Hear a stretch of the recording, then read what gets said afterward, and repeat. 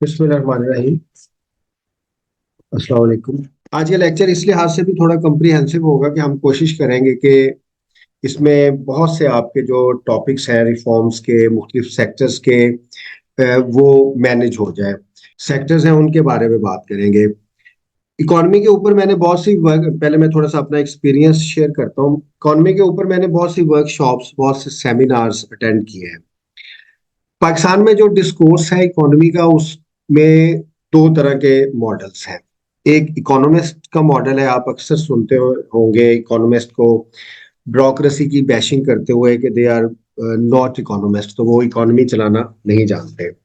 दूसरी साइड पे जो ब्यूरोक्रेसी है या जो एक ब्यूरोक्रेटिक मॉडल ऑफ इकोनॉमी है, वो ये एलेज करते हैं कि जो इकोनॉमिस्ट है उनके पास शैलो किस्म का नॉलेज है जिसका ग्राउंड रियलिटी से कोई ताल्लुक नहीं है, और वो सिर्फ फिस्कल लॉस के ऊपर या जो फाइनेंशियल लॉ रिजीम्स हैं उनके बारे में बात करते हैं। हम किसी का पॉइंट ऑफ व्यू ना डिफेंड करेंगे, ना हम किसी का पॉइंट ऑफ व्यू जो है उसको एक्सपोर्ट करेंगे। ऐसा हम इकोनॉमी के बेसिक प्रिंसिपल्स के ऊपर बात करेंगे। पाकिस्तान में जब भी आप डिस्कोर्स सुनेंगे इकोनॉमी का, सेमिनार किसी में जाएंगे या जनरली आप पढ़ेंगे, तो आपको शायद ऐसा दिखाई दे या आपको ऐसा महसूस हो कि मुश्किल तरीन जो है इकोनॉमी है। इकोनॉमी की एजुकेशन, इकोनॉमी की understanding, and if you can talk about economist, तो वो जो उनकी प्रेजेंटेशंस हैं वो बड़ी मुश्किल हैं। एक मैं आपसे बात और भी इस लिहाज से करूंगा कि मैं सिविल सर्विस में हूँ, तो हर सिविल सर्वेंट ने बाहर से डिग्री हासिल की हुई है, पब्लिक एडमिनिस्ट्रेशन में, लॉ में, इकोनॉमी में। जो हम बाहर से तालीम हासिल करके आते हैं, मुझे कभी नहीं लगा कि वो पाकिस्तान के निज़ाम में उसकी किसी किस्म की अफादियत है। Degree for the sake of degree तो ठीक है, लेकिन उसकी अफादियत नहीं है। मतलब लॉ डिग्रीज हैं हमारे पास। पाकिस्तान के जुडिशल सिस्टम में उन लॉ डिग्रीज की जो इंटरनेशनल लॉ डिग्रीज हैं, मेरा नहीं ख्याल कोई इतनी प्रैक्टिकलिटी है। इस तरह इकोनॉमिक्स की डिग्रीज हैं। बाकी हाँ, साइंस की डिग्रीज इंपॉर्टेंट है, मेडिसिन की डिग्रीज इंपॉर्टेंट है, लेकिन जो ह्यूमैनिटीज हैं या इवन सोशल साइंसेस की जो डिग्री हैं वो इतनी इंपॉर्टेंट नहीं है। क्योंकि जो एक लोकल कंपल्जन है या जो एक लोकल हमारा मकामी निज़ाम है या जो लोकल सॉल्यूशंस है, वो बहुत ज़्यादा इम्पोर्टेंट है। हर जो कंट्री है उसकी जो सोसाइटी है वो डिफरेंट है, उसका इन्वायरमेंट डिफरेंट है, उसकी कल्चरल वेरिएशंस हैं। जैसी उसकी सोशो पॉलिटिकल ओरिएंटेशन है, उसके ऊपर फिर पॉलिटिक्स, एडमिनिस्ट्रेशन और जो दूसरे उसके स्ट्रक्चर्स हैं वो कायम किए जाते हैं। When you will B talking about Pakistan, तो आपको पता होना चाहिए कि पाकिस्तान की सोशल नीड्स क्या है, इसकी इकोनॉमी की नीड्स क्या है, इसकी पॉलिटिकल नीड्स क्या है। और जो इकोनॉमी है, आप बहुत से लेसन सुनते होंगे, सेमिनार्स में जाएं तो उसको सिर्फ फाइनेंशियल एक डोमेन में या पर्सपेक्टिव में देखा जाता है। हालांकि ऐसा नहीं है। When you talk economy, economy जो है वो दैट इज पॉलिटिकल इकोनॉमी, उसका सोसाइटी के साथ, कल्चर के साथ, एडमिनिस्ट्रेशन के साथ, गुड गवर्नेंस के साथ बहुत गहरा ताल्लुक है। और मैं समझता हूँ कि जो इकोनॉमी है that is the product of the governance system of a country. Pakistan का जितना बेहतर गवर्नेंस सिस्टम होगा, पाकिस्तान की इकोनॉमी उतनी ही बेहतर होगी। इकोनॉमी जो है वो दैट इज एन एंड, और जो गवर्नेंस मॉड्यूल्स हैं, गवर्नेंस के स्ट्रक्चर्स हैं, दोज आर वेज। और वेज बहुत इंपॉर्टेंट होते हैं एंड के लिए।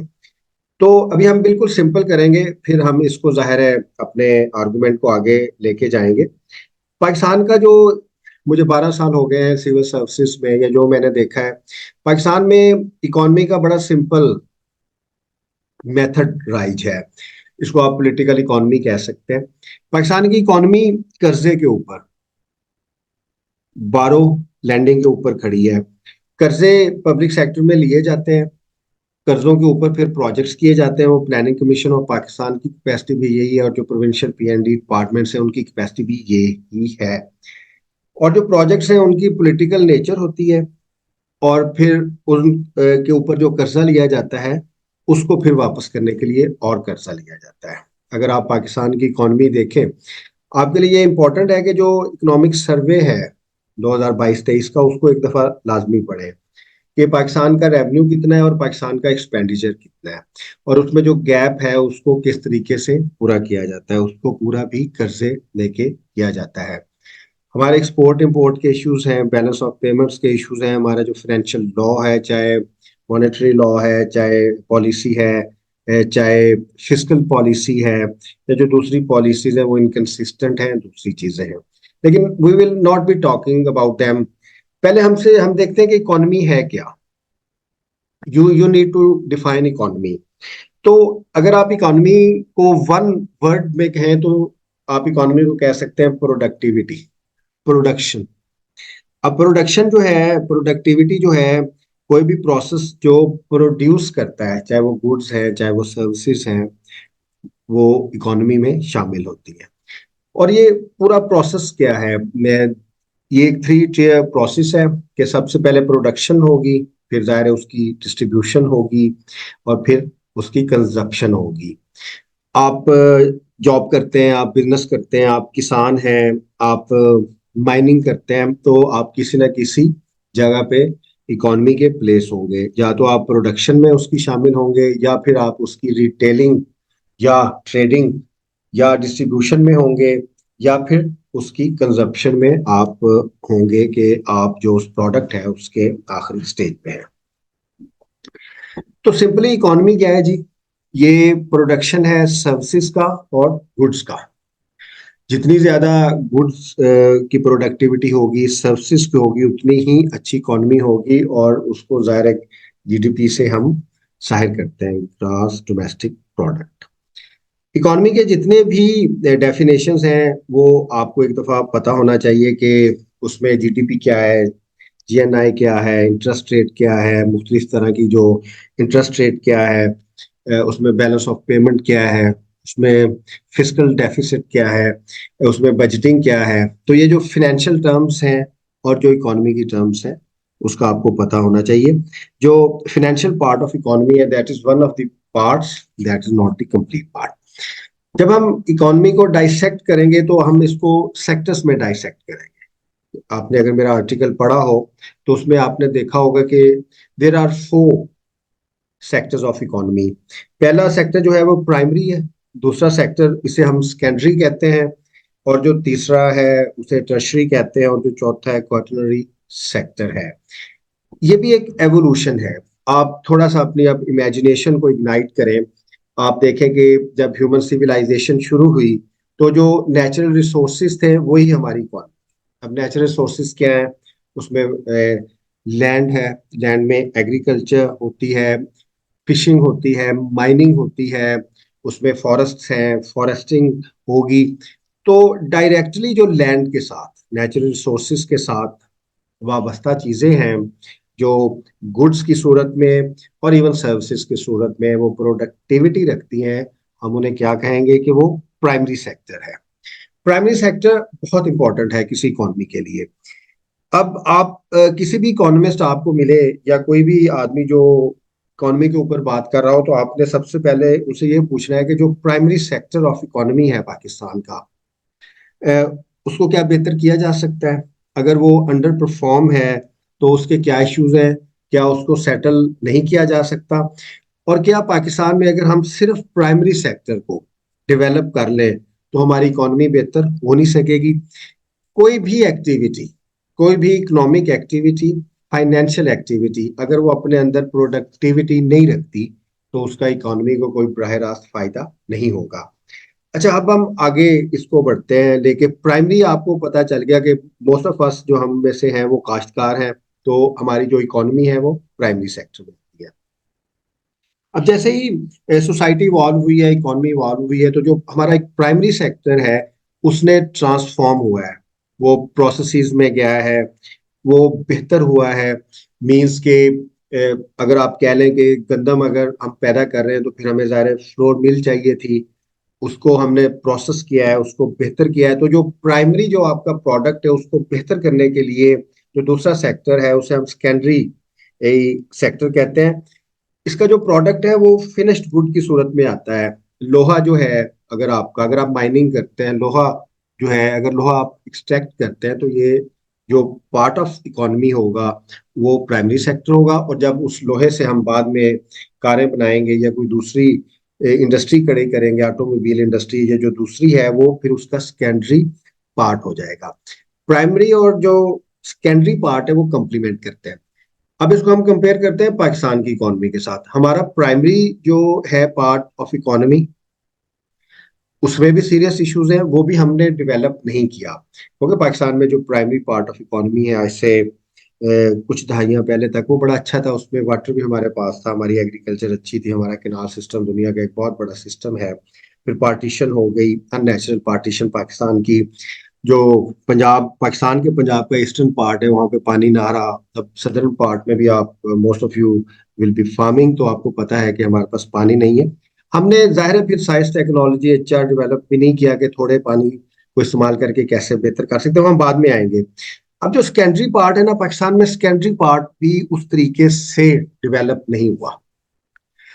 अब सेकेंडरी पार्ट में आप देख लें पाकिस्तान की, अगर आप इंडस्ट्रीज देख लें, कॉटन की इंडस्ट्री है, जाहिर है जो कपास के ऊपर डिपेंडेंट है, जो प्राइमरी सेक्टर में से कपास के ऊपर डिपेंडेंट है, उसको भी सब्सिडाइज कर करके बहुत ज्यादा देखा है। कुछ जॉब अपॉर्चुनिटीज होती हैं जिनकी जितनी उनको सब्सिडी मिलती है उतना उनका रोल नहीं होता। तो पाकिस्तान का जो एक इकोनॉमी की मशीन है, उसमें जो हमारा सेकेंडरी पार्ट है वो भी कोई बहुत ज्यादा आइडियल नहीं है। अब आप देख लें कि हमारी इकोनॉमी के दोनों सेक्टर, प्राइमरी और जो सेकेंडरी सेक्टर है, वो परफॉर्म नहीं कर रहे। हमारी गुड्स पैदा नहीं हो रही, हमारी सर्विसेज बेहतर नहीं हो रही। अब जो तीसरा है वो टर्शरी है। अच्छा, सर्विसेज सेक्टर अभी भी पाकिस्तान की इकोनॉमी में जो सबसे बड़ा पार्ट है वो सर्विसेज सेक्टर है, बल्कि दुनिया की इकोनॉमी में अक्सर ममालिक की इकोनॉमी का जो पार्ट है टर्शरी, वो सबसे आगे है, सर्विसेज प्रोविजन। अब सर्विसेज प्रोविजन जो है वो बहुत इंपॉर्टेंट है। उसमें ज़ाहिर रिटेलिंग है, उसमें होटलिंग है, उसमें फिर हेल्थ केयर है, उसमें एजुकेशन है। सर्विसेज प्रोवाइड, जैसे मैं अभी एक वॉलंटरली आपको सर्विसेज प्रोवाइड कर रहा हूँ, आपको ये मिल सकती हैं विद कॉस्ट भी। बहुत सारे लोग अवेलेबल होंगे, टीचिंग हो रही है, हेल्थ केयर की है। सर्विसेज सेक्टर में बहुत ज्यादा काम होने वाला है, क्योंकि सर्विसेज सेक्टर जो है वो जो प्राइमरी सेक्टर की प्रोडक्शन है, प्रोडक्ट है, और जो सेकेंडरी जो सेक्टर है उसकी प्रोडक्ट को आगे कंज्यूमर्स तक लेके जाता है। और services sector that is very important. अब एक और इवॉल्व हुआ है चौथा सेक्टर, क्वॉटरनरी सेक्टर हम इसको कहते हैं। ये नॉलेज इकोनॉमी के ऊपर खड़ा है कि आपकी जो इंटेलेक्चुअल आपकी ग्रोथ है, या जो इंटेलेक्चुअल प्राइसिंग है, या इंटेलेक्चुअल प्रोडक्ट है, प्रोडक्शन है, that is also important. Knowledge economy का भी पाकिस्तान में कॉन्सेप्ट उतना नहीं आया, क्योंकि जो हमारा एचआर है, ह्यूमन सोर्स है, उसकी अभी क्वालिटी उस लिहाज से नहीं बनी। तो if you are going to dissect Pakistan economy, तो आपने देख लिया कि प्राइमरी सेक्टर में भी हमने काम नहीं किया, हमारे पास सेकेंडरी सेक्टर में भी काम नहीं हुआ। अब हमने जो थर्ड सेक्टर है टर्शरी, वहां पे भी काम नहीं हुआ, और जो हमारा चौथा नॉलेज इकोनॉमी का सेक्टर है उसमें भी काम नहीं किया। अब आप ये देख सकते हैं कि किसी भी सोसाइटी के लिए, किसी भी गवर्नेंस मॉडल के लिए ये पॉसिबल नहीं है कि आप चारों सेक्टर्स के फिर जो आगे सब सेक्टर्स हैं उसको डेवलप करें। आप कुछ सब सेक्टर्स को लेके उसको डेवलप करते हैं, आप अपनी एग्रीकल्चर को डेवलप करते हैं, आप अपने लाइफ स्टॉक को डेवलप करते हैं, जैसे अर्जेंटीना ने किया है, ऑस्ट्रेलिया ने किया है, नेदरलैंड ने किया है। बाकी भी आप जो दूसरे सब सेक्टर्स हैं उसको भी एक हद तक लेके जाते हैं। ज़ाहिर है आपने कोई भी सेक्टर डेवलप करना है तो उसके लिए आपको सर्टन सिक्योरिटीज चाहिए। सबसे पहले आपको एनर्जी सिक्योरिटी चाहिए। एनर्जी सिक्योरिटी बहुत इंपॉर्टेंट है। अगर आपकी एनर्जी सिक्योरिटी नहीं होगी तो फिर आपकी कॉस्ट ऑफ प्रोडक्शन जो है, चाहे प्राइमरी सेक्टर है चाहे सेकेंडरी सेक्टर है, उसमें बढ़ती जाएगी। आप इंटरनेशनली कंपेटिटिव नहीं रहेंगे, ना आप लोकल नीड्स पूरी कर सकेंगे, ना आप इंटरनेशनल नीड्स पूरी कर सकेंगे। अच्छा, अब हमने सेक्टर्स की बात की, प्राइमरी, सेकेंडरी, टर्शरी और जो क्वाटरनरी सेक्टर है। अब आपको इन सेक्टर्स का पता चल गया। आप खुद इमेजिन कर सकते हैं, आप गांव में रहते हैं, शहर में रहते हैं, आप मुख्तलिफ तरह के आपके इकोनॉमी के एक्सपोजर्स आ रहे होंगे कि यार ये सेक्टर में भी काम नहीं हो रहा, ये सेक्टर्स में भी काम नहीं हो रहा, और ये सेक्टर में कैसे काम हो रहा है। जब हम इकोनॉमी की बात करते हैं, पाकिस्तान में जो पब्लिक सेक्टर है वो रेगुलेट करता है हर चीज को। अनफॉर्चुनेटली पाकिस्तान में जो पाकिस्तान की इकोनॉमी के साइज में भी जो प्राइवेट सेक्टर है उसका सिर्फ 10% पार्ट है, सारी स्पेंडिंग तो पब्लिक सेक्टर से होती है। अब जो बुनियादी असूल है किसी भी लिबरलाइज्ड सोसाइटी में उसको अगर आप देखें तो रियासत कारोबार नहीं करती, गवर्नमेंट जो है वो कारोबार नहीं करेगी, गवर्नमेंट सिर्फ फैसिलिटेट करेगी। अब इसके ऊपर भी बहुत ज्यादा इश्यूज हैं कि जी रेगुलेशन किस हद तक होनी चाहिए, गवर्नमेंट की जो रेगुलेटरी बॉडीज हैं वो किस हद तक होनी चाहिए। अब पाकिस्तान में रियासत खुद कारोबार करती है। अगर आप लाहौर में देख लें, अब कॉलोनीज एलडीए डेवलप करके दे रहा है। अब एलडीए का काम नहीं है कि वो रियल स्टेट में कॉलोनीज डेवलप करेगा, या डीएचए, उसको भी एक पब्लिक सेक्टर ऑर्गेनाइजेशन कह सकते हैं जी, वो अब करके दे रहा है। या इस तरह मुख्तलिफ इदारे हैं, हमारी पब्लिक ऑर्गेनाइजेशंस जो हैं, उनकी फ्लोर मिल्स भी हैं, उनके बैंक्स भी हैं, उनका बाकी पूरा कारोबार है, उनकी अपनी बिजनेस के अपने मॉडल्स हैं। हमने रियासत में इसको फैसिलिटेट करना होता है और प्राइवेट सेक्टर को देखना होता है। आप दुनिया के मुख्तलिफ कंपनीज देख लें, उनका बिजनेस इतना ग्रो किया हुआ है कि पाकिस्तान की इकोनॉमी से बड़ा उनका बिजनेस है कई कंपनीज का। तो सबसे पहले यू मस्ट बी नोइंग के रियासत का काम क्या है, इकोनॉमी में रियासत ने क्या करना है, और उससे बढ़ के प्राइवेट सेक्टर पाकिस्तान में क्यों नाकाम हो रहा है। पब्लिक सेक्टर में अगर आप काम करेंगे तो आपको पता होगा कि पाकिस्तान में कोई अच्छी इंजीनियरिंग फर्म नहीं है। अगर आपने पाकिस्तान में इंजीनियरिंग का काम करना है, उसकी जितने भी डिसिप्लिन हैं, तो हमारे पास प्राइवेट कंपनीज नहीं है। दुनिया में तो जो आर्म्स, जो सोफिस्टिकेटेड वेपनरी है, वो भी प्राइवेट कंपनीज बनाती हैं। ज़ाहिर है उनके सर्टेन रेगुलेशंस होते हैं। हमारे प्राइवेट सेक्टर का भी बहुत बड़ा इशू है। इकोनॉमी पाकिस्तान की इसलिए भी नहीं चल रही कि ना पब्लिक सेक्टर का उसमें कोई किरदार है, ना होना चाहिए, और प्राइवेट सेक्टर का भी किरदार उसमें नहीं होना चाहिए। अच्छा, अब इकोनॉमी जो पाकिस्तान की ये है, या कोई भी अगर आप फील्ड देखते हैं, तो उसमें जो पब्लिक सेक्टर है या जो उसमें गवर्नमेंट है, उसका क्या रोल होना चाहिए। गवर्नमेंट का प्राइमरी रोल है कि गवर्नमेंट जो है लीगल रिजीम्स अच्छी लेजिस्लेट करे, अच्छी लेजिस्लेशन करे, इकोनॉमी के अच्छे लॉज बनाने चाहिए। इलीट स्पेसिफिक नहीं होने चाहिए, बल्कि वो किसके स्पेसिफिक होने चाहिए, पब्लिक इंटरेस्ट स्पेसिफिक होने चाहिए। अगर आप एनर्जी सेक्टर में देख लें, तो अगर आप सिर्फ कैपेसिटी पेमेंट्स के एग्रीमेंट्स देख लें, तो आपको बड़ी मायूसी होगी कि इस किस्म के पाकिस्तान ने कैपेसिटी पेमेंट्स जैसे एग्रीमेंट्स किए हुए हैं। आपके जो डिफरेंट एग्रीमेंट्स हैं कंपनीज के साथ, नेशनली और इंटरनेशनली, वो इस लिहाज तक पब्लिक इंटरेस्ट को कंप्रोमाइज करते हैं। कभी कभी हमें लगता है कि शायद ये इसके पीछे शायद कोई कोई और डिजाइन होगा। तो अब पब्लिक सेक्टर का क्या काम है, आपको ये कैसे आए कि पब्लिक सेक्टर का पाकिस्तान की इकोनॉमी को बेहतर करने के लिए क्या किरदार होना चाहिए। तो पब्लिक सेक्टर का सबसे पहला किरदार ये है कि अच्छी legislation. Whenever you are talking about the role of public sector, तो सबसे पहले आपके पास आपके जेहन में गवर्नेंस मॉडल आना चाहिए कि this is the legislation, this is the delegated legislation, और फिर ये इम्प्लीमेंटेशन होगी, ऑर्गेनाइजेशंस कैसे बनेगी, और ह्यूमन रिसोर्स कैसे डेवलप होगा। उसके बाद जी ऑर्गेनाइजेशंस बेहतर होनी चाहिए इकोनॉमी की। इट मीन्स एफबीआर बेहतर होना चाहिए, स्टेट बैंक ऑफ पाकिस्तान बेहतर होना चाहिए, हमारी बैंकिंग इंडस्ट्री जो है उसको थोड़ा बेहतर करने की जरूरत है। तो फिर हमारे फाइनेंशियल इंस्टीट्यूशंस हैं, उनको रिवैम्प करना चाहिए। और जब हम इंस्टीट्यूशंस या ऑर्गेनाइजेशंस की बात करते हैं, तो फिर उसमें सबसे इंपॉर्टेंट चीज क्या है, उसका ह्यूमन रिसोर्स।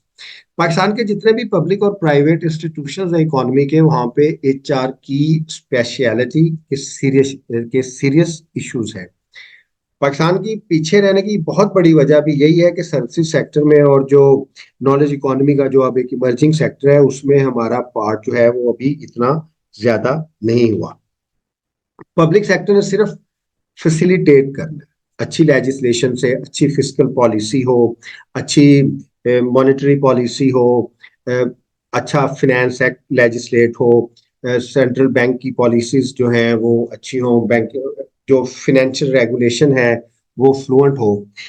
अब जब हम पब्लिक सेक्टर की बात करेंगे, तो पब्लिक सेक्टर किस सूरत में परफॉर्म करेगा, या जो उसका अपना एक लिमिटेड रोल है उसमें वो कैसे परफॉर्म करेगा।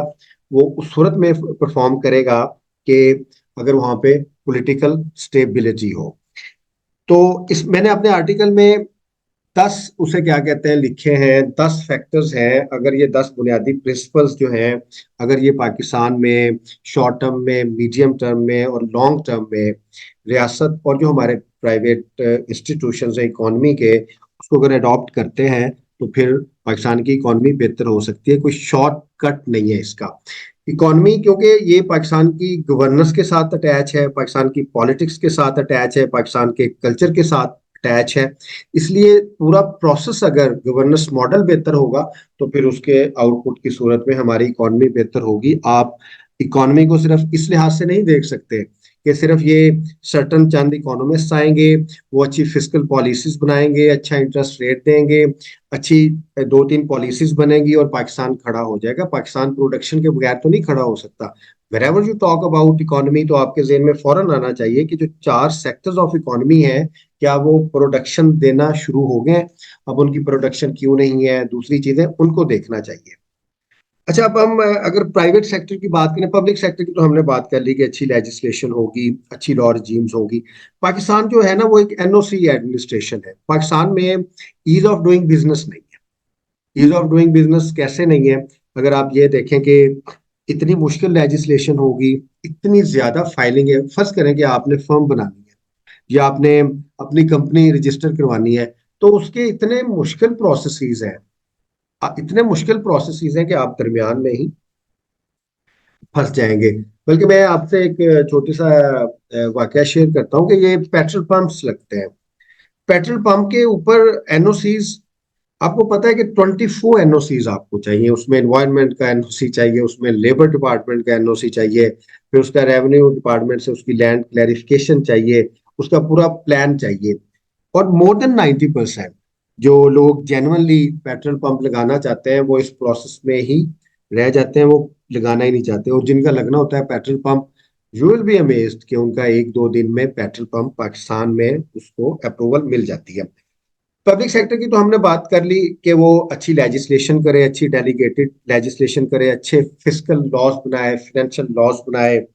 अब प्राइवेट सेक्टर में अगर सारी अच्छी लॉ मेकिंग हो भी जाए तो क्या प्राइवेट सेक्टर की कैपेसिटी है? आप क्या एनर्जी सेक्टर में काम कर सकते हैं? आपकी कंपनीज, पाकिस्तान में कंपनीज हैं, सिवाय रियल एस्टेट के, प्रॉपर्टी के, पाकिस्तान के जितने भी बिजनेस सेक्टर्स हैं उसमें एचा या जो एडमिनिस्ट्रेशन उनकी है या जो उनकी कैपेसिटी है वो इंटरनेशनल competitiveness से मैच ही नहीं करती, वो बहुत अभी पीछे है। प्राइवेट सेक्टर में क्या आप देखेंगे कि क्या उनके पास एडमिनिस्ट्रेटिव एक्यूमेंट है, क्या उनके पास स्किल्ड ह्यूमन रिसोर्स है, क्या उनके पास इनोवेशन है, क्या उनके पास टेक्नोलॉजी है, क्या उनके पास एक कंपेटिटिव एज है? तो दोनों साइड पे प्रॉब्लम आ रही है। गवर्नमेंट की जो फैसिलिटेशन है, जो लॉ रिजीम है, वहां पे भी सीरियस इश्यूज है, और जो प्राइवेट सेक्टर की कैपेसिटी होनी चाहिए उसके भी सीरियस इश्यूज हैं। इसलिए तो फिर पब्लिक सेक्टर जो है वो क्या करता है, वो कारोबार भी कर रहा है। पाकिस्तान में सड़कें बनती हैं, बड़े बड़े प्रोजेक्ट्स आते हैं। आपको पता होगा कि जब ये लाहौर में मेट्रो ट्रेन बनी थी तो प्राइमरी 300 अरब से ज्यादा स्पेंडिंग हुई थी। तो उसे उसमें यही कहा जाता था कि 300 अरब से ज्यादा स्पेंडिंग हुई है, तो क्योंकि कंस्ट्रक्शन जो है, कंस्ट्रक्शन में मोर देन 60 इंडस्ट्रीज हैं, तो उसमें एक इकोनॉमिक रिवाइवल आएगा, इकोनॉमिक एक्टिविटी होगी। बिल्कुल उसका एक शॉर्ट शॉर्ट वे में उसका एक एडवांटेज है, बट लॉन्ग वे में फिर आप जाएंगे, क्या आपके primary sector, secondary sector, tertiary sector और जो दूसरे सेक्टर्स हैं वो परफॉर्म कर रहे हैं, वो डेवलप हो रहे हैं, वो गुड्स प्रोड्यूस कर रहे हैं, वो सर्विसेज बेहतर कर रहे हैं, स्किल लेवल हमारा बेहतर हो रहा है, लोकल नीड्स हमारी पूरी हो रही हैं, और इंटरनेशनल कंपेटिटिवनेस या इंटरनेशनल मार्केट में हमारा हिस्सा आ रहा है कि नहीं आ रहा। जब आपने इकोनॉमी की बात करनी है तो इकोनॉमी डज नॉट मीन कि कुछ इकोनॉमिक लॉस आएंगे, कुछ इकोनॉमिक स्ट्रेटजीज आएंगी और कुछ इसको प्रोफेशनली देखा जाएगा। डेफिनेटली ये एक इम्पॉर्टेंट चीज है, लेकिन जो सबसे इम्पोर्टेंट चीज है ये एक पॉलिटिकल इकोनॉमी। अगर आप पॉलिटिकल इकोनॉमी की बात करेंगे तो फिर पॉलिटिकल इकोनॉमी कहाँ से शुरू होती है? पॉलिटिकल लेजिटिमेसी से। क्या जो पॉलिटिकल गवर्नमेंट्स हैं वो रिप्रेजेंट करती हैं लोगों की विल को? क्या वो कॉन्स्टिट्यूशन को रिप्रेजेंट करती हैं? क्या वो कंसिस्टेंट रहेंगी? क्या लोगों का उनके ऊपर एतमाद होगा? अगर एक ऐसी हुकूमत या ऐसी हुकूमतें इस्टेब्लिश होती हैं जिनके ऊपर लोगों का एतमाद ही नहीं है, तो फिर गवर्नमेंट के तरफ से जितनी भी पॉलिसीज आएंगी लोग उसको नहीं करेंगे। अभी फर्ज करें कि पाकिस्तान में, क्योंकि कैपिटल फ्लो बिल्कुल कम है, इंटरेस्ट रेट भी पाकिस्तान का 22% है, जो स्टेट बैंक ऑफ पाकिस्तान ने बिल्कुल एक एक बहुत बहुत ज्यादा रेशो, इंटरनेशनली भी ऐसे एक इकोनॉमी का जो है ना वो रिसेशन चल रहा है। और फिर सारी बोरिंग प्राइवेट बैंक से और जो दूसरे बैंक से उससे गवर्नमेंट कर रही है। गवर्नमेंट 80 से 90% बोरो कर रही है अपने प्रोजेक्ट्स के लिए। फिर वो किटी में पैसे ही नहीं है कि ताकि लोकल बिजनेसेस हैं या जो दूसरे बिजनेस, अगर आपने बिजनेस करना हो तो फिर आपके लिए पॉसिबल ही नहीं है कि आप बैंक से जाके अपने प्रोजेक्ट के लिए पैसे ले लें, क्योंकि बैंक्स के पास जितनी भी अ, रकम है वो सारी की सारी तो पब्लिक सेक्टर ने ले ली है। तो पब्लिक सेक्टर ने ज़ाहिर है अपने प्रोजेक्ट्स करने हैं, और पब्लिक सेक्टर ने जितने भी प्रोजेक्ट्स करने हैं उनके पॉलिटिकल एडवांटेज होंगे। तो ये जो एक पॉलिटिकल इंटरेस्ट है, इसको भी पाकिस्तान की इकोनॉमी को बेहतर करने के लिए देखना होगा। इसके साथ जो दूसरी इंपॉर्टेंट चीज़ है, एक कल्चरल पार्ट भी आपकी इकोनॉमी का है। क्योंकि अगर कल्चरल पार्ट नहीं होगा तो फिर आप इकोनॉमी को नहीं देख सकते। लोकलाइज्ड इकोनॉमी जो है वो एक बहुत एक ज्यादा इंपॉर्टेंस है उसकी। मैं आपको एक एग्जांपल देता हूँ। मैंने बहुत सारे इकोनॉमिस्ट से एक क्वेश्चन पूछा है कि ये जो एफडीआई है, फॉरेन डायरेक्ट इन्वेस्टमेंट, इसका पाकिस्तान को कोई फायदा है कि नहीं है। मेरा एक आर्गूमेंट है, मैं समझता हूँ कि जो एफडीआई है वो भी एक मनी लॉन्ड्रिंग की किस्म है। बाहर से फर्ज करें कि पाकिस्तान में इन्वेस्टमेंट आती है और जिसमें ट्रांसफर ऑफ टेक्नोलॉजी नहीं होता, और फिर जो फिनिश्ड गुड है वो बाहर एक्सपोर्ट भी नहीं होती। तो फिर अगर एक एक फिर इंसेंटिव तो ये है ना कि एक आदमी अगर $1 बिलियन, कोई इन्वेस्टर जो है वो $1 बिलियन लगाएगा, तो फिर पाकिस्तान से फिर $2 बिलियन तो लेके जाएगा। तो उस एक शॉर्ट स्पैन में वो ज्यादा से ज्यादा तो फिर कुछ एम्प्लॉयमेंट जनरेट कर रहा है। अगर वो सिर्फ कुछ एम्प्लॉयमेंट जनरेट कर रहा है तो at the end of the day जो फॉरेन डायरेक्ट इन्वेस्टमेंट है उसका इतना फायदा तो नहीं हुआ। तो उसके फायदे भी हैं, जाहिर है आप उसको, वो आपका इंजन चलाने के लिए जरूरी है। आप कर्जों कर्जों का भी फायदा है कि अगर जिस पर्पस के लिए आप कर्जे लेते हैं वो ट्रांसफर ऑफ टेक्नोलॉजी हो, वो कंस्ट्रक्टिव हो, और वो अपना पूरा करें। अभी जब दूसरी जंग अजीम हुई थी तो यूरोपियन कंट्रीज सारे फाइनेंशियल रिसेशन में चले गए थे, और उन्होंने जो कर्जे लिए थे उन्होंने उसके ऊपर बिल्ड की थी अपनी इकॉनमीज, और उन्होंने उतार दिए, सस्टेन कर दिया। अब ये जो पाकिस्तान का मॉडल है कि आपने प्रोजेक्ट्स करने हैं फिर नई आपने बोरिंग करनी है और उसके ऊपर चलाना है, ऐसे नहीं होगा। तो जो एफडीआई है, that is good. Equally important is local direct investment. हमें अपनी जो लोकल इन्वेस्टर्स हैं वो लेके आने होंगे। आपका लोकल पाकिस्तान का जो लोकल इन्वेस्टर है वो सारी अपनी सेविंग्स कहाँ लगाता है? वो सारी रियल एस्टेट में लगाता है, प्रॉपर्टी में लगाता है। अब प्रॉपर्टी जो है वो एक प्रोडक्टिव नहीं है, और उसका रोल जो है वो 70 से 80% चला गया। हत्या कि दुनिया के जो ममालिक हैं वहाँ पे जो रियल एस्टेट का कारोबार है वो, या उसका जो पार्ट है वो 10% से ज्यादा नहीं है। तो पाकिस्तान में तो वो 70 से 80% तक चला गया है। तो लोकल बिजनेसेस आपने डेवलप करने हैं, लोकल फार्मिंग आपने डेवलप करनी है। इसके साथ मैं फिर दोबारा चारों सेक्टर्स पे जाऊंगा। हमारी इकोनॉमी क्यों नहीं बेहतर हो रही? क्या हम फार्मर्स जो हैं वो प्रोड्यूस कर रहे हैं? क्या हमारी एग्रीकल्चर जो है प्रोडक्टिविटी वो बेहतर हो रही है? क्या हमारी जो माइंस एंड मिनरल्स हैं, क्या हम उनसे फायदा ले रहे हैं?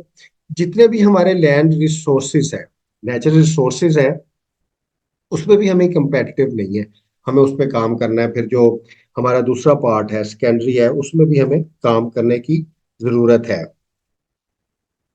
एक और बहुत ज्यादा इंपॉर्टेंट इसमें चीज है कि अक्सर ये क्वेश्चन किया जाता है, यही पॉलिटिकल और सोशल और कल्चरल इकोनॉमी को लेके, कि पाकिस्तान क्योंकि फेडरेशन है और पाकिस्तान में मुख्तलिफ तरह की कम्युनिटीज, एथनिसिटीज और कल्चर्स आबाद है, और इसलिए इकोनॉमी को बहुत ज्यादा बाइफरकेट करने की जरूरत है।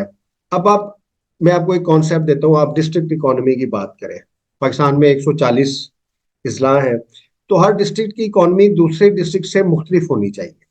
उसमें क्योंकि हमारे इंस्टीट्यूशन डेवलप नहीं है। मैंने सर्व किया है डेरा गाजी खान में। अब डेरा गाजी खान अगर आप देखें, एक सदर्न पंजाब का डिस्ट्रिक्ट है जहाँ पे लाइफ स्टॉक पे बहुत काम हो सकता है। फिर अगर आप थल के डिस्ट्रिक्ट्स देखें, उनमें जो उसकी जो एग्री इकोनॉमी है वो और हो सकती है। नारोवाल में भी मैं रहा हूँ थोड़ा सा अर्सा, नारोवाल की इकोनॉमी और तरीके से हो सकती है। इवन आप देखेंगे नारोवाल का जो लिटरेसी रेट है वो पंजाब में सबसे ज्यादा है, लेकिन वहाँ पे जॉब्स की बिल्कुल चीजें नहीं है। हमारा जो डाटा कलेक्शन है, जो हमारी पॉलिसी है, वो हमने कभी इसके ऊपर काम ही नहीं किया। अभी भी पाकिस्तान की जो नई गवर्नमेंट आई है, तो अगर आप उनके इकोनॉमी के प्लान्स देखें वही है, स्पेसिफिक है, 3 4 प्रोजेक्ट्स करने हैं। थोड़ी सी एक्सपोर्ट बेहतर करनी है, बैलेंस ऑफ पेमेंट अच्छा करना है, टैक्स रिफॉर्म करनी है, हमने थोड़ा और इसको जनरेट करना है रेवेन्यू को। हम आईएमएफ के साथ भी जा रहे हैं, उसकी जो एक स्ट्रक्चर रिफॉर्म है वो बेसिकली आईएमएफ का प्रोग्राम भी यही है कि रेवेन्यू जनरेट किया जाए। अब रेवेन्यू जनरेट होगा, टैक्सेशन होगी, तो उधर से हमारी डेवलपमेंटल इकोनॉमी तो है नहीं, प्रोग्रेसिव तो हम कर नहीं रहे।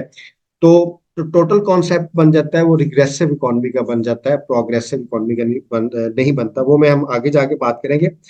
तो इसलिए जब हम पॉलिटिकल, सोशल, कल्चरल इकोनॉमी की बात करेंगे, उसमें हमने गुड गवर्नेंस इंश्योर करनी है, उसमें हमने एक पॉलिटिकल स्टेबिलिटी लेके आनी है, पॉलिटिकल लेजिटिमेसी लेके आनी है।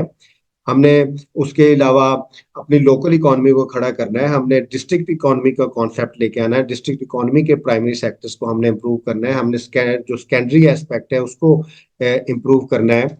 हमने जो उसके अलावा जो हमारी लोकल नीड्स हैं उसके मुताबिक हमने अपनी इकोनॉमी को सब इकोनॉमीज में लेके जाना है। अच्छा, अब ये यूनिवर्सैलिटी ऑफ इकोनॉमी एक कंट्री में नहीं हो सकती। अब एक मेरा आपसे एक क्वेश्चन है कि जो पाकिस्तान के 140 जिले हैं, तो जो 140 अजला की इकोनॉमी है वो एक ही असूल या एक ही प्रिंसिपल के ऊपर बनाई जा सकती है? बिल्कुल नहीं बनाई जा सकती। तो आपने लोकल नीड्स के ऊपर लोकल इकोनॉमीज भी डेवलप करनी है, जिसके बारे में बड़ी बात होती है कि आप एग्रीकल्चर को भी डेवलप करें, फिर जो स्मॉल इंडस्ट्रीज हैं उसको भी करें, और जो रूरल इंडस्ट्री है उसको भी डेवलप करें, लेकिन वो डेवलप होती नहीं है। चीजें उधर की अभी उधर ही हैं, प्रोडक्टिविटी नहीं उसमें रहती। आगे हम थोड़ा सा चलते हैं। पाकिस्तान की जब आप इकोनॉमी की बात करते हैं तो अभी भी पब्लिक सेक्टर में ये तासुर पाया जाता है कि पब्लिक सेक्टर को पाकिस्तान की इकोनॉमी रेगुलेट करनी चाहिए, और जो एक ब्यूरोक्रेटिक मॉडल ऑफ ब्यूरोक्रेसी है, that should be the main way. Bureaucratic model of जो इकोनॉमी है वो किसी सूरत कामयाब नहीं हो सकता, क्योंकि आपने रेगुलेशन की बजाय लिबरलाइजेशन ऑफ इकोनॉमी पे जाना है। डिमांड और सप्लाई है, दूसरी लिबरलाइजेशन की पॉलिसीज है। कोई भी इकोनॉमी जो है वो ओवर रेगुलेटेड नहीं हो सकती। एक पाकिस्तान को भी एक लिबरल, प्रोग्रेसिव, डेलीगेटेड जो है वो इकोनॉमी चाहिए।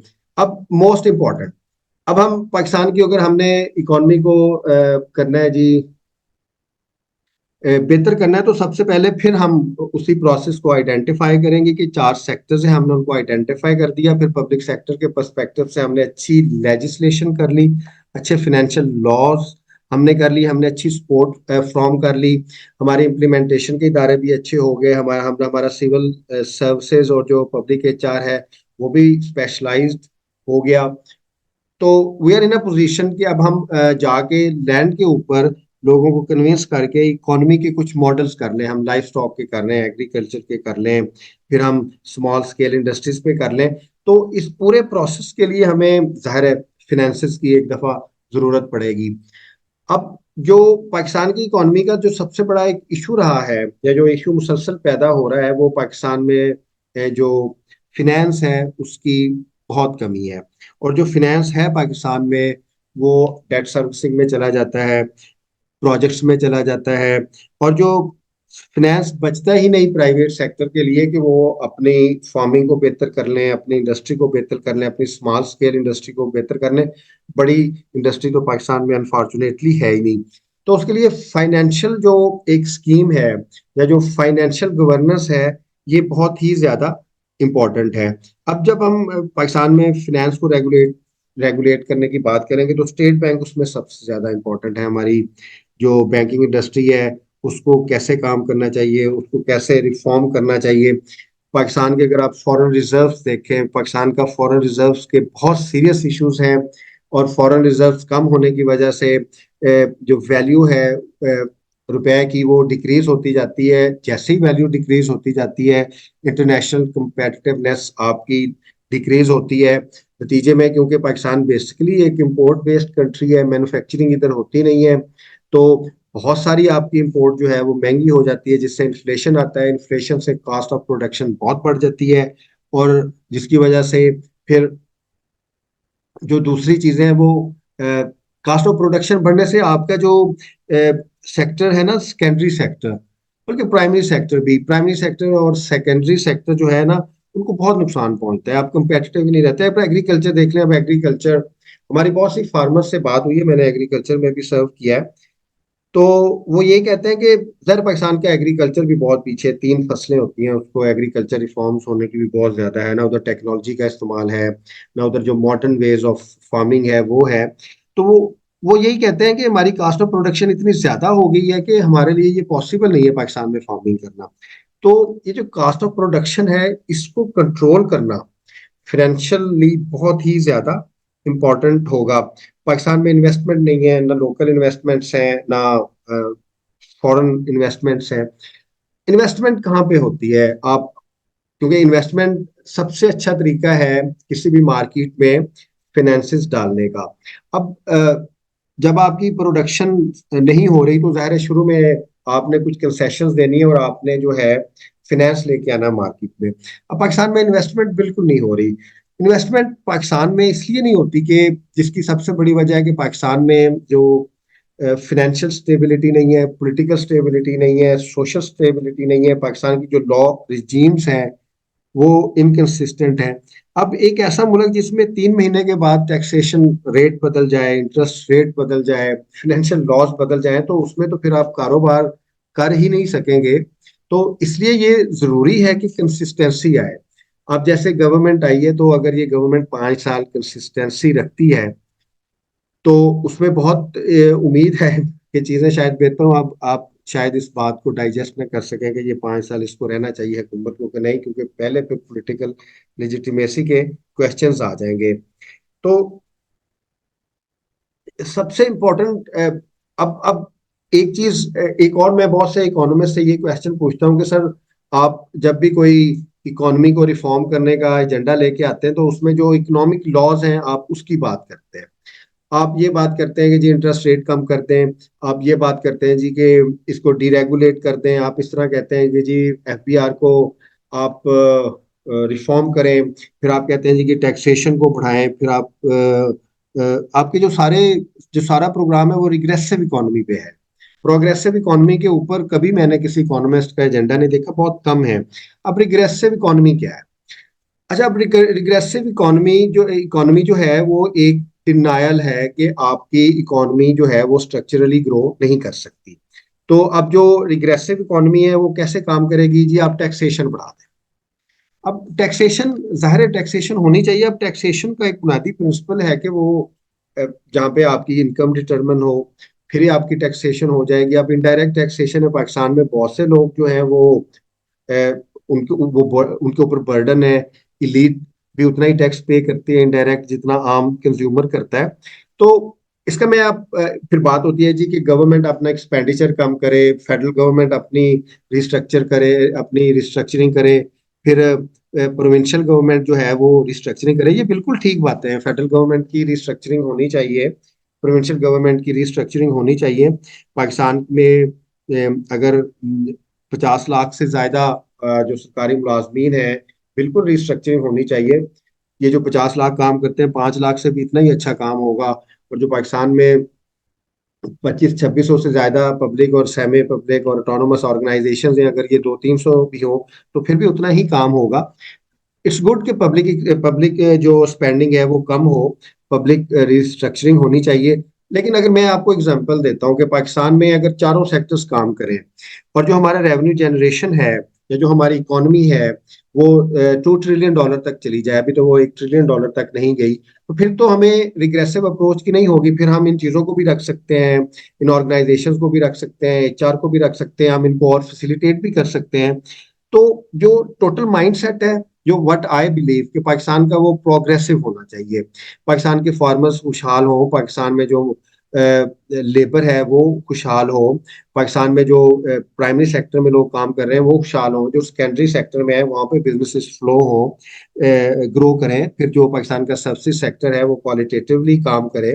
पाकिस्तान में जो सर्विसेज सेक्टर के अलावा जो दूसरे हैं, टूरिज्म का सेक्टर है, हमारी एंटरटेनमेंट इंडस्ट्री है, हमारी स्पोर्ट इंडस्ट्री है, हम सारे जितने भी सेक्टर्स हैं सर्विसेज सेक्टर के उसको सामने लेके आए। फिर हम नॉलेज इकोनॉमी को करें, जो हमारा एक इंटेलेक्ट की वर्थ है वो बेहतर हो, हम इंफॉर्मेशन टेक्नोलॉजी में काम करें, हम एआई में काम करें।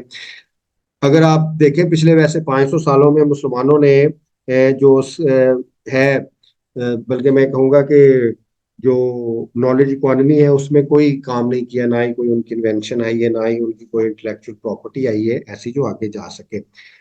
Coming back to regressive approach और प्रोग्रेसिव अप्रोच, आपको जब आप प्रोग्रेसिव अप्रोच की बात करेंगे तो आपको पता होगा कि मोर प्रोडक्शन, एग्री प्रोडक्शन होगी, इंडस्ट्री की प्रोडक्शन होगी, जितने भी डिपार्टमेंट्स हैं, जितने भी सेक्टर्स हैं, उनकी प्रोडक्शन होगी, ज्यादा ग्रोथ होगी। जीडीपी हमारी अभी तो 0.30 है, जीडीपी हमारी 8 9 10, ये सारे मुल्क करते रहे, बांग्लादेश भी कर रहा है, इंडिया भी कर रहा है, ईस्ट एशियन कंट्रीज भी कर रहे हैं, पाकिस्तान से ये चीजें नहीं हो रही। फिर जो दूसरी चीजें, अब रिग्रेसिव अप्रोच में लोग जाते हैं, बिल्कुल रिग्रेसिव अप्रोच के भी बहुत फायदे हैं। रिग्रेसिव अप्रोच में वो कहते हैं कि जी आप टैक्सेशन रिफॉर्म करें, जी बिल्कुल टैक्सेशन रिफॉर्म होनी चाहिए, एफबीआर को रिफॉर्म करें, एफबीआर की जो सिविल सर्विस है उसको रिफॉर्म करें, उसका उसके लॉज अच्छा करें, उसके गैप्स बहुत करें। To be very honest, Pakistan में कॉन्फ्लिक्ट भी है, इंटरेस्ट का कॉन्फ्लिक्ट भी है। जितने भी एफबीआर में मेरे दोस्त काम करते हैं वो शाम को कंसल्टेंसी करते हैं, तो बहुत बहुत ही बड़ा कॉन्फ्लिक्ट है।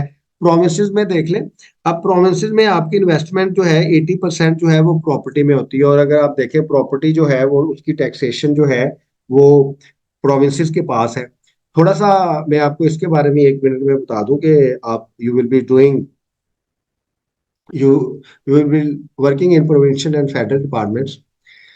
अच्छा, प्रॉपर्टी पाकिस्तान में ना प्रॉपर्टी टैक्सेशन का इतना बड़ा स्कोप है कि अगर सूबे प्रॉपर्टी का टैक्स इकट्ठा करें, जो कि वो रिग्रेसिव है लेकिन जाहिर है एक हद तक आपने करना भी है, तो उनकी अपनी एडीपी, एनुअल डेवलपमेंट जो स्कीम्स हैं, प्लान इतना मजबूत हो जाए कि सूबे खुद खड़े हो जाए। अच्छा, अब एग्री लैंड से जब वो रेजिडेंशियल लैंड में होती है, तो जब एक कन्वर्ट होती है तो वो एक जो एक्सचेंज है, एक्सचेंज टैक्सेशन वो नहीं लगती। फिर वो जो आप रेजिडेंशियल से सेमी, उसे क्या कहते हैं, कमर्शियल में होती है, उसकी फीस नहीं है। फिर जब फुल कमर्शियल में आ जाती है उसकी फीस नहीं है। अगर पंजाब गवर्नमेंट का रेवेन्यू डिपार्टमेंट, जिसे बोर्ड ऑफ रेवेन्यू कहते हैं, पहले तो उसको भी रिस्ट्रक्चर और रिफॉर्म करना चाहिए एफपीआर की तरह, ना कि वो प्रोविंशियल जो टैक्सेशन है इंक्लूडिंग सर्विसेज उसके ऊपर अच्छी टैक्सेशन करे। पहले हमने एक रिपोर्ट जनरेट की थी 2 साल पहले कि प्रोविंस ऑफ पंजाब में 1,000 अरब से ज्यादा जो है वो टैक्सेशन का पोटेंशियल है। फर्ज करें कि जाहिर है पंजाब गवर्नमेंट टैक्स इकट्ठा भी कर रही है, अगर 600 700 अरब और टैक्सेशन आ जाए तो फिर पंजाब गवर्नमेंट के पास जो उसकी एडीबी स्कीम्स हैं उसके लिए 600 700 अरब भी उसके पास हो, तो फिर सोशल प्रोटेक्शन सिस्टम डेवलप किया जा सकता है, सोशल सिक्योरिटी सिस्टम डेवलप किया जा सकता है, हेल्थ में बहुत काम हो सकता है, दूसरा काम हो सकता है। जैसे ही फ्लो आएगा तो जाहिर है आपकी इकोनॉमी खड़ी होगी, चाहे पब्लिक सेक्टर की तरफ से कुछ आ रहा है, बेसिकली तो उसने प्राइवेट सेक्टर में करना है। तो इस लिहाज से रिग्रेसिव स्कीम्स जो है वो भी होनी चाहिए। आप प्रोविंशियल टैक्स कलेक्ट कैसा करें, कितना करें, फर्ज करें कि अगर हम अच्छी टैक्सेशन करते हैं, इनकम टैक्स को डिटरमिन करते हैं, अभी तो एफपीआर की ये कैपेसिटी ही नहीं है। मैं आपको एक एग्जांपल देता हूँ कि मैं when I was posting in Dera Ghazi Khan, तो IR inland revenue revenue service के एक डिप्टी कमिश्नर ने के साथ मेरी अक्सर वर्किंग जब डेवलप हुई तो उनके पास डाटा ही नहीं था। उन्होंने उन्होंने अब एग्री टैक्स है, जो दूसरा टैक्स है, जितने भी डिटरमन इनकम डिटरमन करवानी थी बिजनेसमैन की, अब आईआरएस की ये कैपेसिटी ही नहीं है कि वो लाहौर के किसी बाजार में जाके जितने भी रिटेलर्स बैठे हैं उनकी इनकम डिटरमिन कर ले। उनको ये पता ही नहीं है कि जो है उसे क्या कहते हैं, ये जो गोल्ड स्मिथ है ये कितना कमा रहा है, ये जो कपड़ा बेचने वाला है ये कितना कमा रहा है, ये छोटा कारखाने वाला है ये कितना कमा रहा है, ये कितना कमा रहा है। ना डाटा उनके पास, डाटा कलेक्शन की कैपेसिटी है, ना फिर असेसमेंट की कैपेसिटी है, तो फिर टैक्सेशन अनफेयर जाएगी ना। मीन्स कि अगर एक शॉपकीपर है उसको उसके सीरियस इश्यूज हैं, वो अभी प्रॉफिट में नहीं गया, और जो दूसरा उसके साथ शॉपकीपर है, जैसे लाहौर की सूत्र मंडी में देख लें, बहुत बहुत महंगी दुकानें हैं और बहुत बहुत ज्यादा लोग प्रॉफिट लेते हैं, तो जब इनकम असेसमेंट ही नहीं होगी तो फिर टैक्स वो एक जैसा एक ही स्लैब में लेके जाते हैं, जिसकी वजह से इश्यूज आते हैं। तो जब हमने पब्लिक सेक्टर रिफॉर्म्स की बात की थी पहले, उसमें आपने देखना है कि लेजिस्लेशन अच्छी होनी चाहिए और जो पब्लिक इंस्टीट्यूशन है वो बेहतर होनी चाहिए।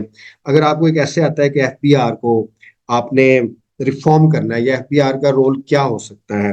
तो जाहिर है आप पहले बताएंगे कि एफबीआर की लेजिस्लेशन कैसे अच्छी होगी, फिर एफबीआर की ऑर्गेनाइजेशनल स्ट्रक्चर्स कैसे बेहतर होंगे, और सबसे इंपॉर्टेंटली कि एफबीआर की जो लेजिस्लेशन है उसकी इम्प्लीमेंटेशन कैसे होगी, उसका एचआर कैसे काम करेगा, और फिर जो रेवेन्यू कलेक्शन होगा वो कैसे बेहतर हो सकता है। अभी भी पोटेंशियल है, फेडरल और प्रोविंसेस अगर टैक्स इकट्ठे किए जाए तो वो पाकिस्तान का जो एक जो एक डेफिसिट, बजट डेफिसिट है, वो काफी हद तक कम हो सकता है। अभी तो जो बजट डेफिसिट है उसके लिए जाहिर है हमें कर्जे लेने पड़ते हैं। $3 अरब लेने जी हमने आईएमएफ से, और देखिए हमें क्या करना पड़ता है। और पाकिस्तान की इकोनॉमी को अगर थोड़ा सा रिवैम्प किया जाए, और जो हमारा प्राइमरी सेक्टर है, हमारा प्राइमरी सेक्टर में इतना पोटेंशियल है कि वो ना सिर्फ हमारी जो लोकल नीड्स है उसको पूरा कर सकता है, बल्कि हमें बहुत ही रेवेन्यू जनरेट करके दे सकता है। अच्छा, अब हम इसको अगर आगे लेके जाएं, जो फाइनेंशियल लॉज हैं, जाहिर है फाइनेंशियल लॉज कैसे बनेंगे। अब फाइनेंशियल लॉज बनेंगे आपके चारों सेक्टर्स को रिफॉर्म करने के लिए या उसको बेहतर करने के लिए। अब क्वेश्चन ये है कि जो हमारी फाइनेंशियल लॉ रिजीम है, जिसमें जितने भी फाइनेंशियल लॉज हैं, क्या वो हमारे चार जो सेक्टर्स हैं उनकी प्रोडक्टिविटी के लिए अहम है, क्या वो उसको बेहतर कर रहे हैं।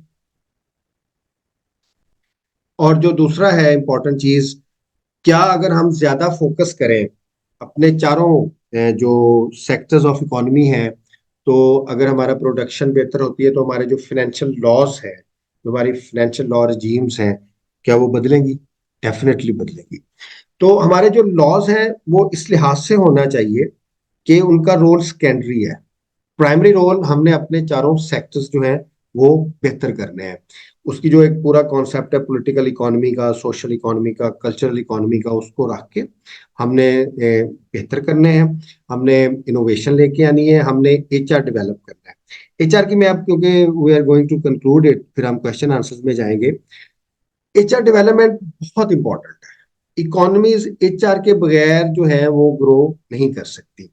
फर्ज करें कि अगर आपके पास स्किल्स है, if you are a good engineer, मैं बिजनेसेस की बात कर रहा हूँ, मैं जॉब्स की नहीं बात कर रहा। जॉब्स की मार्केट और है, बिजनेसेस की मार्केट और है।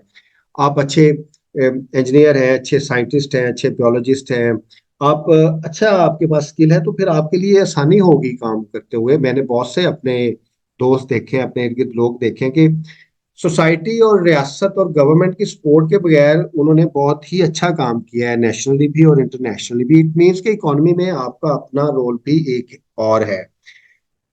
अगर मैं, if I am in the government, अगर मैं गवर्नमेंट में होता तो जाहिर है अपनी कैपेसिटी में तो हम बात कर देते, तो मैं एक प्रोजेक्ट जरूर शुरू करता। वो प्रोजेक्ट ये होता कि every person with a skill. अगर पाकिस्तान के 24 करोड़ लोग हैं, उसमें खवातीन भी हैं, उसमें मर्द भी हैं, हर आदमी के पास स्किल हो, तो उसके लिए बहुत आसानी है कि वो अपनी इकोनॉमी भी बेहतर कर सकता है, और जो दूसरी इकोनॉमी है, हमारी लोकल इकोनॉमी है, वो भी बेहतर होगी, रीजनल इकोनॉमी भी बेहतर होगी, और जो हमारी नेशनल इकोनॉमी है वो भी बेहतर होगी। आज मैं आपको एक छोटा सा एक इंसिडेंट बताता हूँ कि I was travelling with one of my friends. तो उन्होंने मुझे कहा कि उनके घर जो खातून काम करती हैं, she is MS in sociology. तो मुझे बड़ा बड़ा अफसोस हुआ, और मैंने कहा कि ज़ाहिर जॉब्स के बहुत सारे इश्यूज हैं। अब फिर हमारी थोड़ी और भी डिस्कशन हुई, तो आई जस्ट आस्क्ड हिम कि अगर आपके पास एमएससी सोशियोलॉजी की डिग्री है, तो डज इट मीन कि आप मार्केट में जो एक बड़ी कंपेटिटिव, बल्कि मैं ऐसे क्रूअल मार्केट कहता हूँ, उसमें आप अपने लिए रोजगार कायम कर सकेंगे। मैंने उसको दोस्त को कहा कि अगर उसी खातून के पास फर्ज करें टेलरिंग की स्किल होती, फैशन डिजाइनिंग की स्किल होती, तो उनके लिए ज्यादा आसान होता अपने लिए अपनी इकोनॉमी बेहतर करना, अपने लिए जनरेट करना। तो मेरा जब भी बच्चों से, बाकी लोगों से इंटरेक्शन होता है, तो मैं उन्हें ये कहता हूँ कि स्किल्स और फिर सुपीरियर स्किल्स, इसके बगैर सोसाइटीज आगे नहीं बढ़ सकती।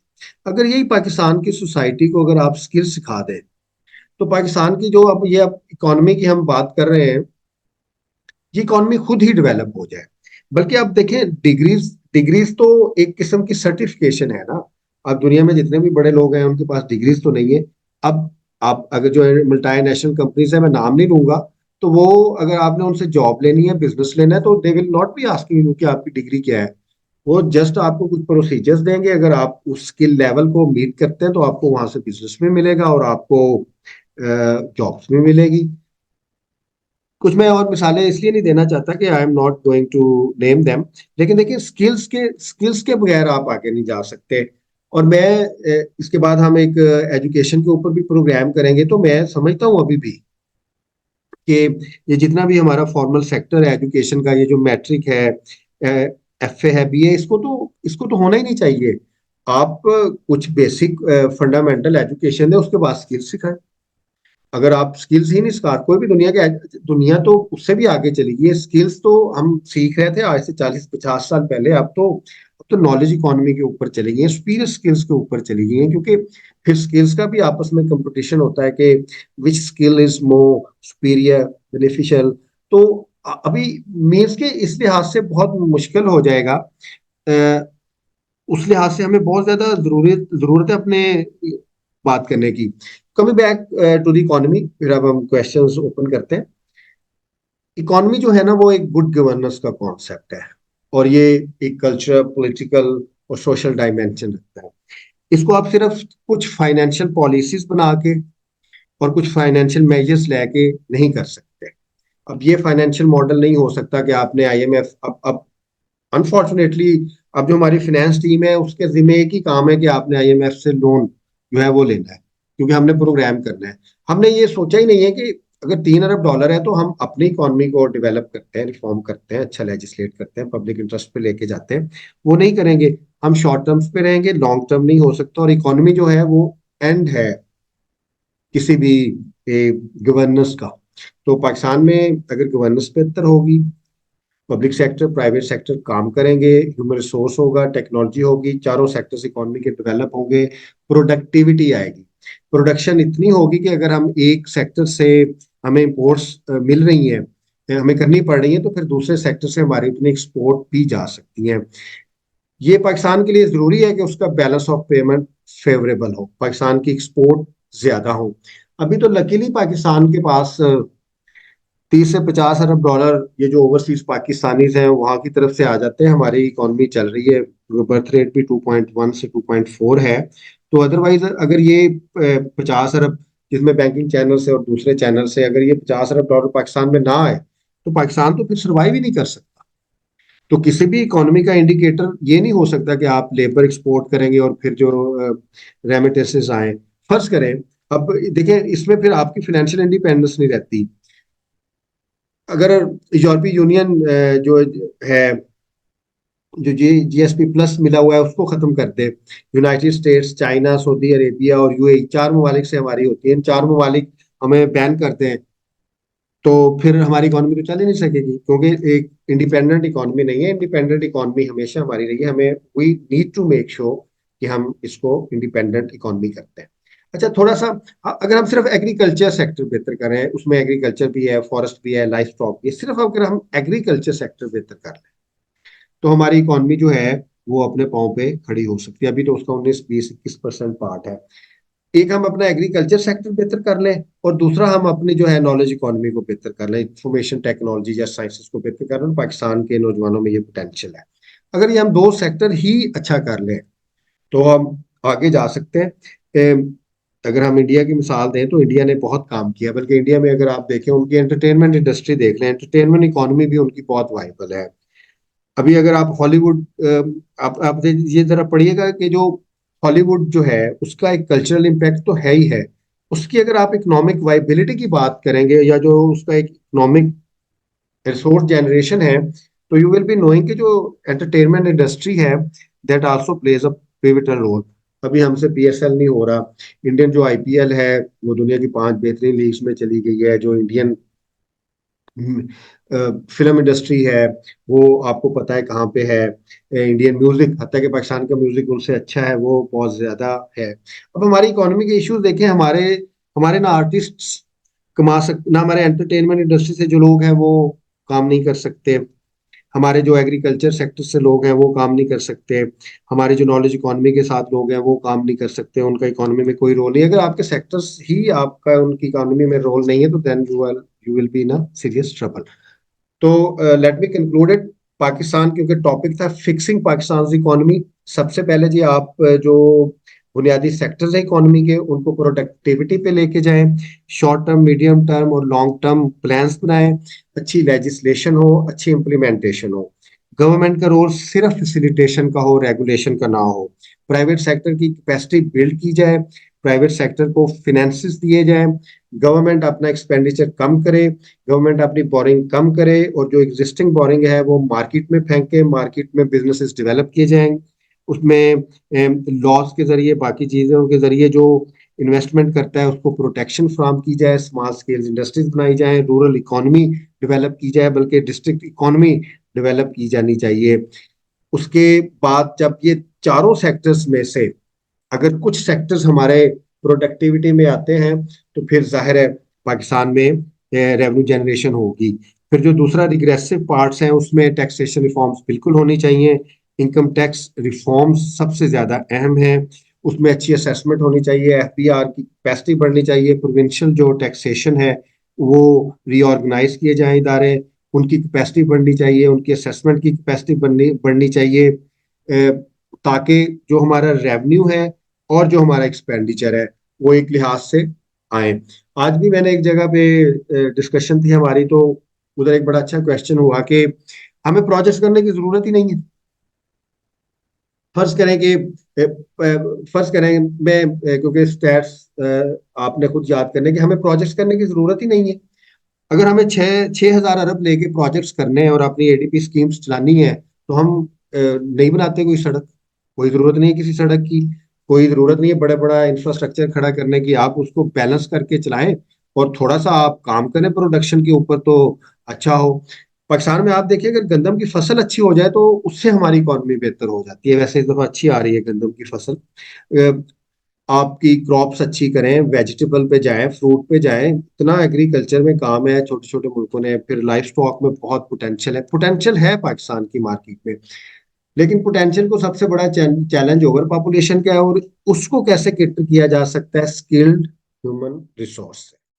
100 लेक्चर करने हैं हमने, 3 महीने का हमारा प्रोजेक्ट है, तो आई होप कि आप हमारी वॉइस को हर जगह पहुंचाएं। हमारा चैनल है उसमें भी हम ये इसको अपलोड कर देते हैं और जो हमारे बाकी अकाउंट्स वगैरह हैं। Thank you very much. Allah Hafiz.